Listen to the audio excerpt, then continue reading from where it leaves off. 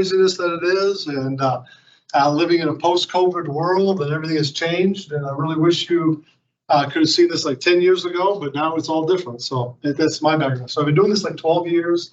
All kids all over the area. I get kids in Switzerland. I know that's I got one from Switzerland. I got one in California. I got two in Florida, New Hampshire, Vegas, Alberta, Canada. So I'm kind of all over the place. So that's me.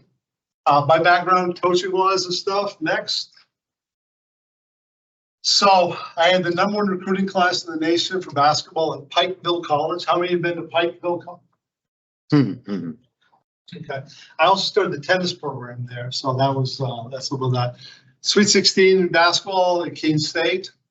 I do want to share this with you because this is reality. We're going to be about reality recruiting. Went to the Pacific, to Bethany College in West Virginia basketball team, and as you can see, in my first recruiting class, I brought in 11 new players. There was only 14 on the team. I cut them all.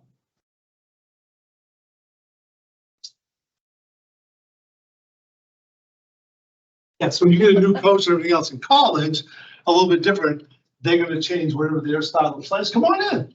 And they're also going to, want certain kids. They want their own players. So you always got to be aware of that, because if a coach gets fired or whatever, you just got to kind of know that's their reality. And that's kind of cool. I've been published in Coach Magazine a couple of times. My master's degree is in sports psychology. Yeah, just stick with me here. I haven't freaked you out. You good? We're good with that. We're okay with that. Okay. Yeah. What I did, I just enjoyed the psychology part. Now I can actually make money with this thing, And I was like, back in the day.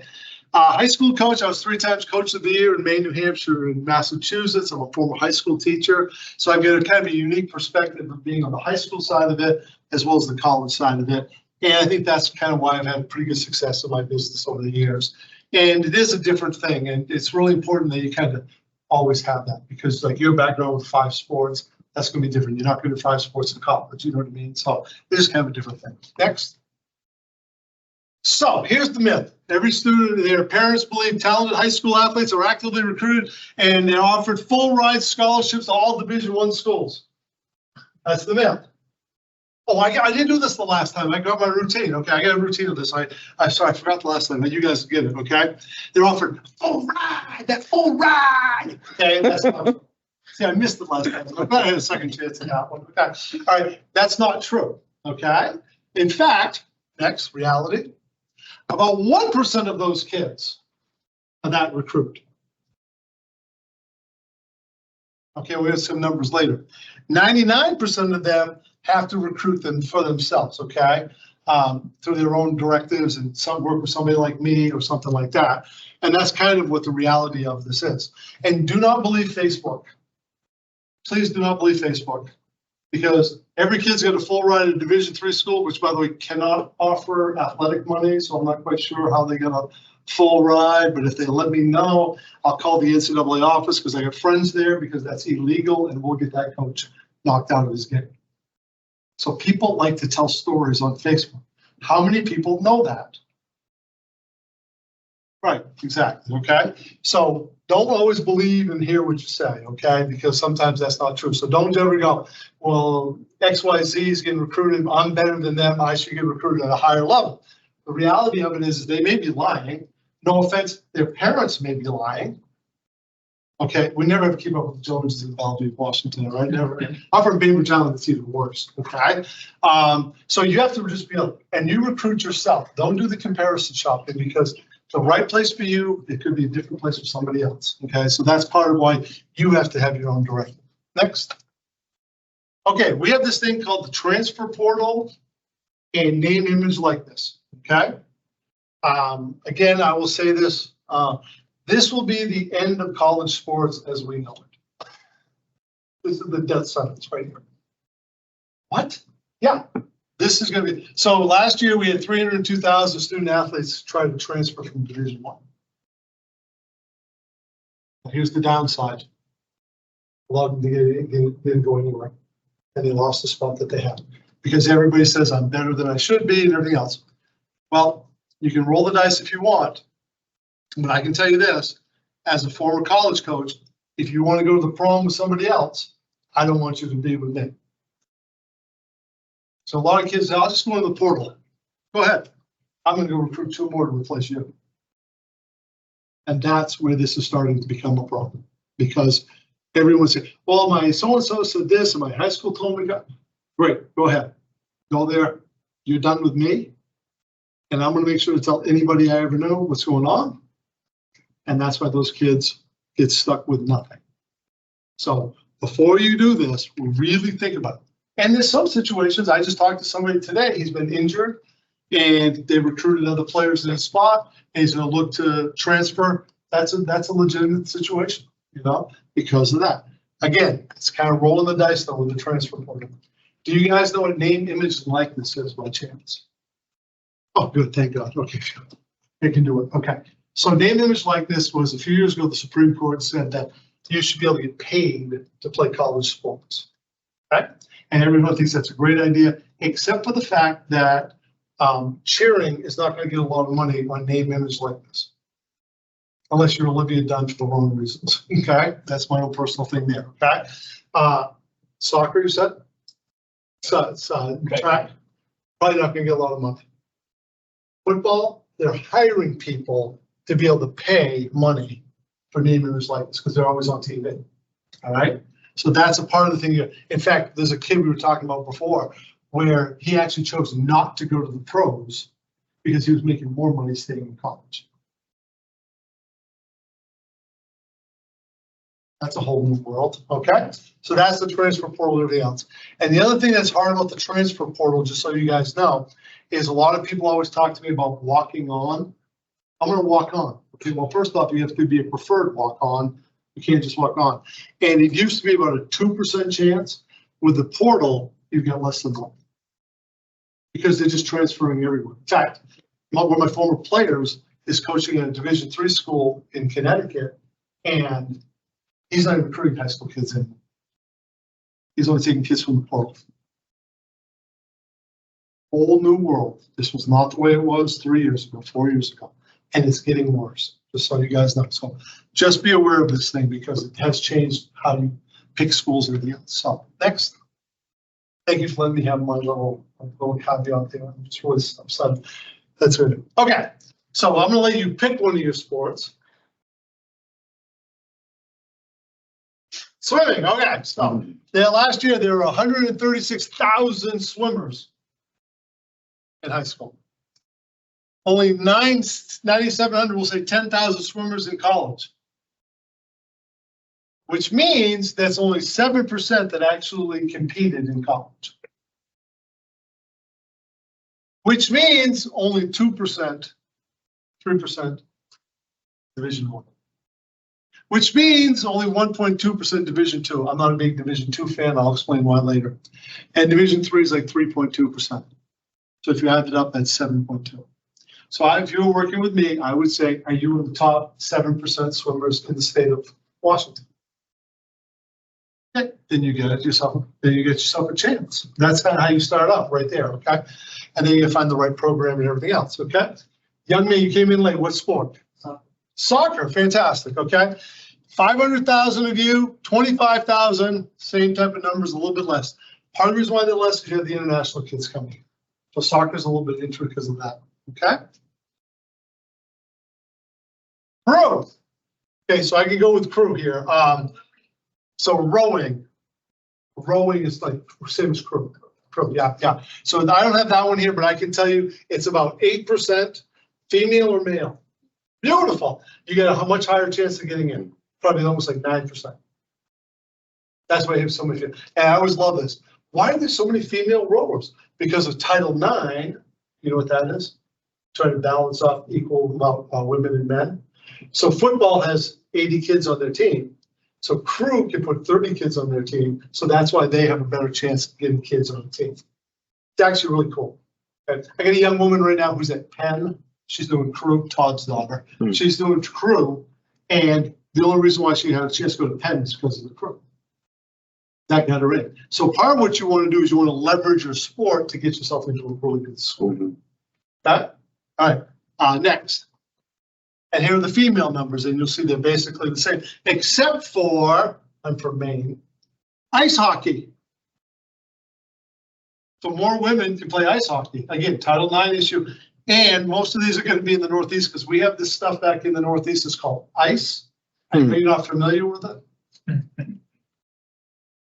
We have all these hockey rinks, okay, just because that's our thing, okay?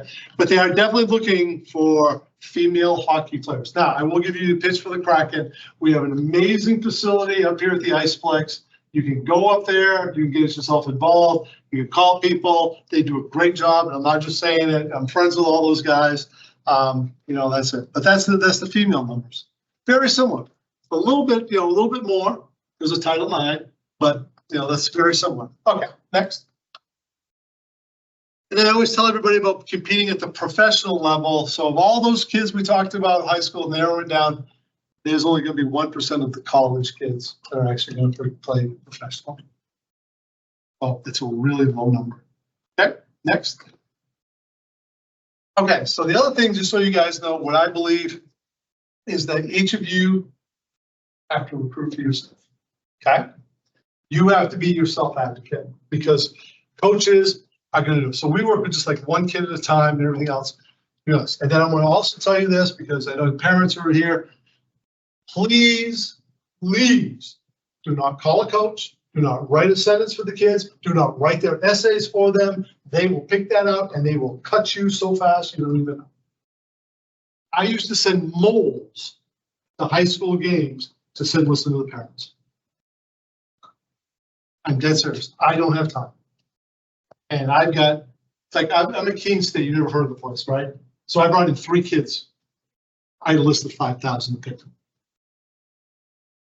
And if I'm going to have a problem, if I have mom calling me in the middle of the day and I've got 18 things going on, I'm not dealing with you. I'm not. Okay, so that's part of it. And I know you've done that your whole life. I know you just came out of COVID. You're really worried about your kids. You're trying to do the best. But I am going to say, please don't write an essay because, AI is writing essays now and they are looking for any reason to knock you out. That's where you hear the story of the 4.0 kid who doesn't get into certain school. They've read the essay. Somebody's written it for them. They'll throw it out. So please be okay. You don't need to be perfect, kids. It's okay. Write a good essay that's about you. Because if it's perfect, okay? So I don't think there's many 17-year-old boys who are going to write the following essay. As I quaintly stepped through the rose garden at the University of whatever, I was taken back by the intellectualism of it. Come on, please. Please. I read that essay when I was in the admissions office. That's as far as I got, and I threw it away. And this is the other part, so you know. This is going to floor you. And I'm sorry about this, but you got to think about it. 60% of the applications are never read by the admissions people. What was that, younger then? Yeah. So they hired like an 18, 19-year-old person working in the admissions office, and they'll have certain matrices. And if you don't make the matrix, and the geographic diversity is a factor, if you don't make that, they're going to throw it away. The admissions people will never. I always hear, I want to reach, I want the reach, I want the reach. Great. I hope you got something extra, because if you don't have it, you're going to get thrown out. And that's just the reality of it. If you look at like the University of Michigan, which I know is a really hot school right now, you got to keep in mind that last year they got 500,000 applications, and they only had like 12 people who work in that office. It's not personal. If you don't have the numbers or whatever, they can't read them all. They just don't have the time. So they will throw those all away, about 60% of them. And then you get narrowed down and everything else. So if you have a sport, or if you have a skill, I've got ballerinas, I've got a clay shooting expert, I've got an archer, she's from Houston, Texas, that's going to stand out in your application, okay? If you've done volunteer work and you can, if you've rescued 3 homeless people, something like that, that's going to stick out more than chess club, no offense, okay? Any young woman who ended up going to William and Mary to run track, and she started Safe Rides over at Mercer Island. I know you guys have all heard of Safe Rides, okay, right? Where they go get your kid at the night, all this for high school kids, everything else. Victoria Gersh started that. That was my client. That got her into William and Mary. Because how many kids start that? I've had the Entrepreneur of the Year for Bainbridge. She started this thing with a fundraiser for violins for homeless kids and brought them all the way into Seattle and everything else. That sticks out. 18 activities or whatever. No, but if you've got a sport and that coach will support your application, that moves you off of that pile to the pile where they will read you. Okay? And that's huge. If you go to a visit, like when we do our visits, I have them meet with the department chairs. What's your student think about for major? Doesn't know. This is why I get the big bucks. How about you? Exactly. This is why I get the big bucks. How about you? Neuroscience. Beautiful. Okay. So if you were working with me, my assistant, who I've got an amazing assistant, she's been with me now for 10 years. She would set up not only a visit, you'd call the coach, but then she would set up a visit with the neuroscience department for a couple of reasons. One, let's try to see if that's really what you want. Two, what happens when the coach calls in to support your application? The neuroscience department chair calls in your application. The admissions person who you met with is sitting there. Now you got a whole different thing. You're not just a name. So the visits are really, really important. So for your 11th grade person, okay, then we can look at numbers, whatever. Make sure you have the right numbers track-wise and don't overshoot it, but do the visits like now, like April. They gotta go now. Because here's the reason why. This is what you were saying. They have to apply by November 1st. That's early decision, early action. They have to. In the early decision, don't forget, you can only pick one school. Mm-hmm. And if you get in, you have to go. Mm-hmm. Now, it gives you about a 20% better chance, but you better make sure that's the one you want. Okay? That's a big card to play. And again, when you go in for early decision, you actually check off the box on the Common App, and it blocks all the other schools. Cannot even apply to the other schools. Early action, I'm going into the admissions part of this. Early action, you can stay active. You can have as many as you want. So you start putting together your schools, and everybody wants to name school. Well, they're all early decision schools. You can pick one. You want to pick these early action schools as well, that the coach can help you and everything else. And you can have 3, 4, or 5 of those. Okay. So I'll give you an idea. Neuroscience girls. Okay. Ever heard of Case Western?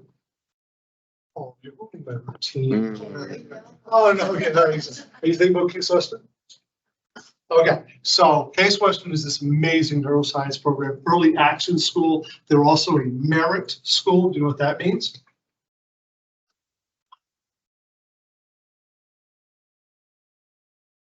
Needs-based schools, you get no money. Okay. And then they have this thing called the Cleveland Clinic. Do you know anything about that?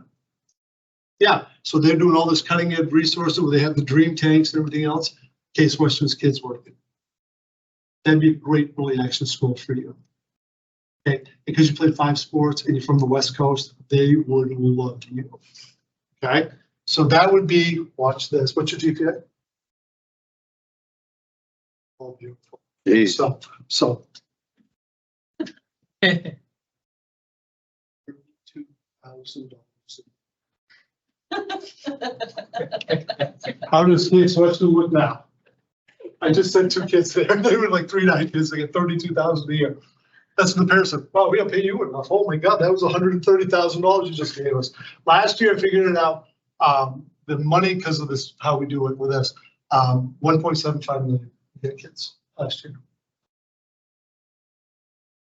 Okay, here we go. Next. So how I always tell everybody is this is how you do the boxes of success. So you talked about your major first. You know, what do you think about majoring in? Exactly, but you need to know because that kind of directs you. Because if you think about engineering, you can go to Colorado School of Mines. It's Colorado School of Mines, right? It's one of the best engineering schools in the country. You get hands-on thing, and they work with this group called NASA.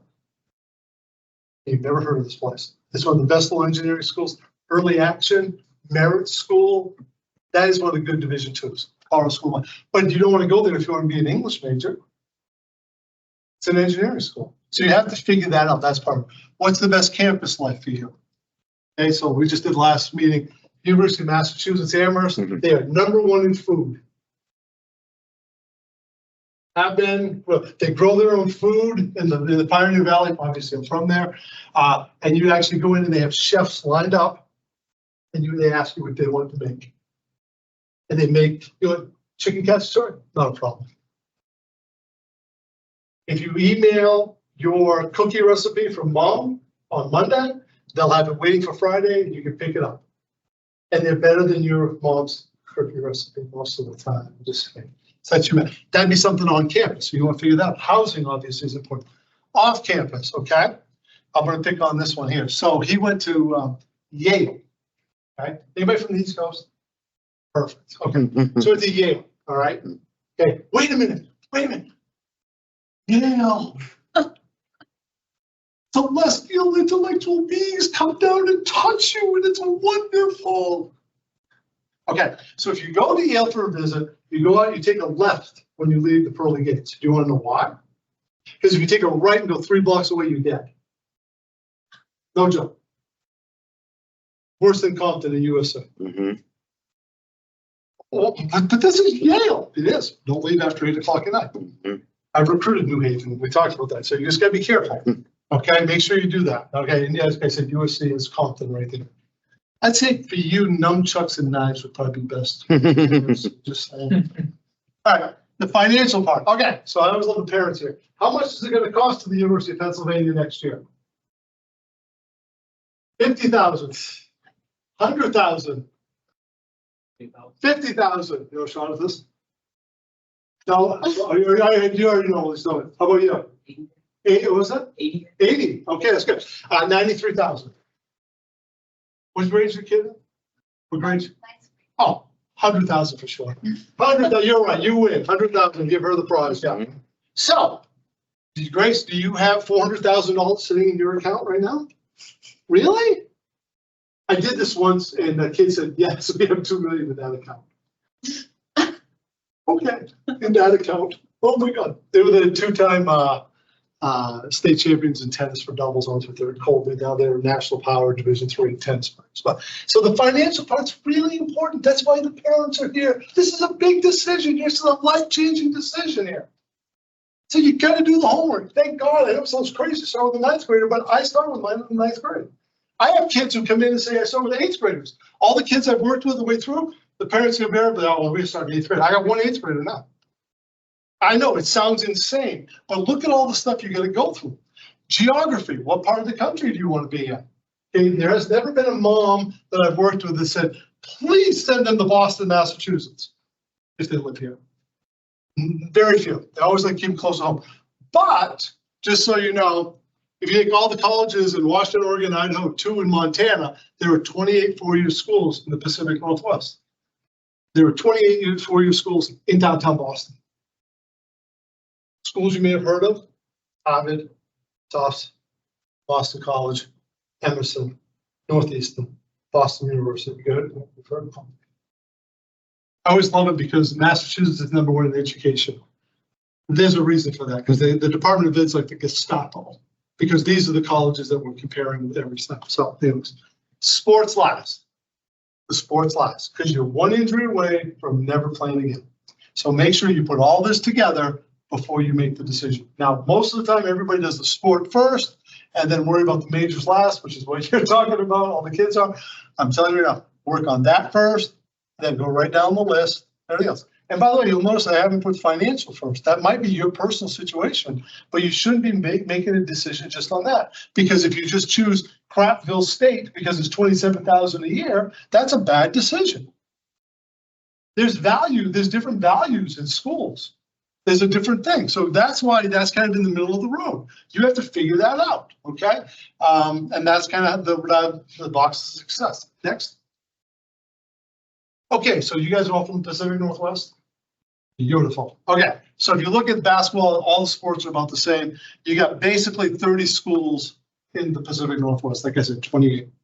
Okay? Right? Everybody wants to stay close to home, right? All right, let's compare it to the Northeast. Oops.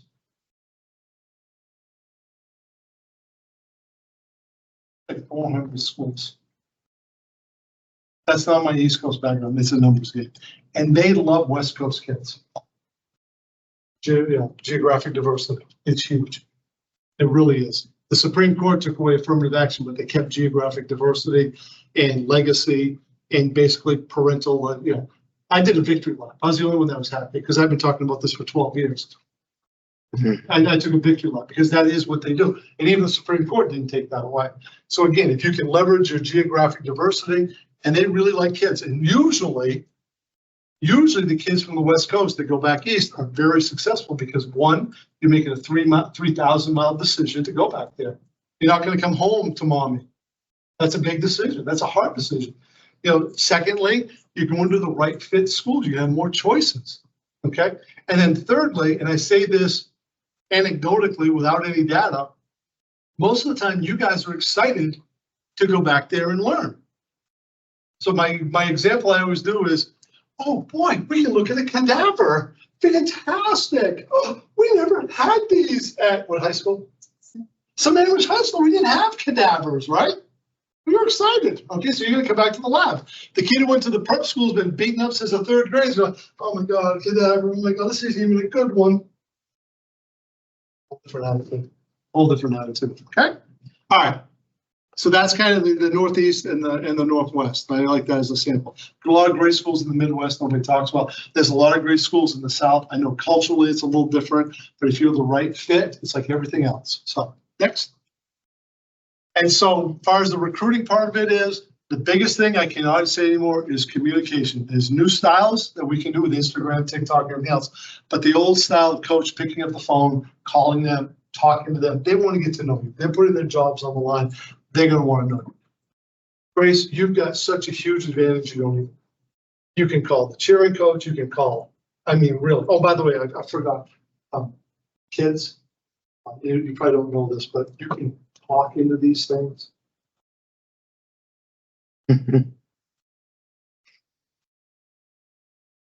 We cover that. Okay. So that's kind of the biggest thing. And again, you don't want to start 9th grade, but you want to actually start doing the visits and everything else. And then look at the coaches and get to know them. Really look at what they're all about. And again, you're one injury away, one coach from being fired away. So go through the rest of the success stuff first. So, okay, questions. I'll stay here all night. This is the passion of my life. This is what I love. Come on, I'm not that good. Give me some questions here. Come on, fire up here. What you still thinking? What are they thinking about track-wise? What are the events? What do they run for a time? Sorry. What do they run for a time for the 100? 11. 11. Okay. Yep. Okay. What's the GPA? 4.0. Okay. What's the interest? This is what I do for work. So this is what you guys need to get used to as an example. Medicine. Medical. Okay. I would tell you don't go pre-med because once you get in that box, it's hard to get out. Go biology, or if you get a neurology or something like that, start with that. I would also tell you going to the huge school is probably a huge disadvantage.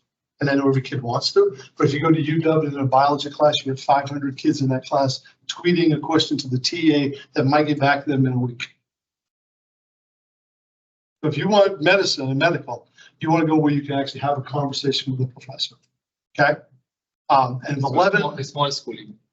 What's that? So you mean go to small? Smaller school, or if he does Dire Straits 1, Division 1, I'll give you an idea. The Ivies would be, I'm not sure that time would work for the Ivies.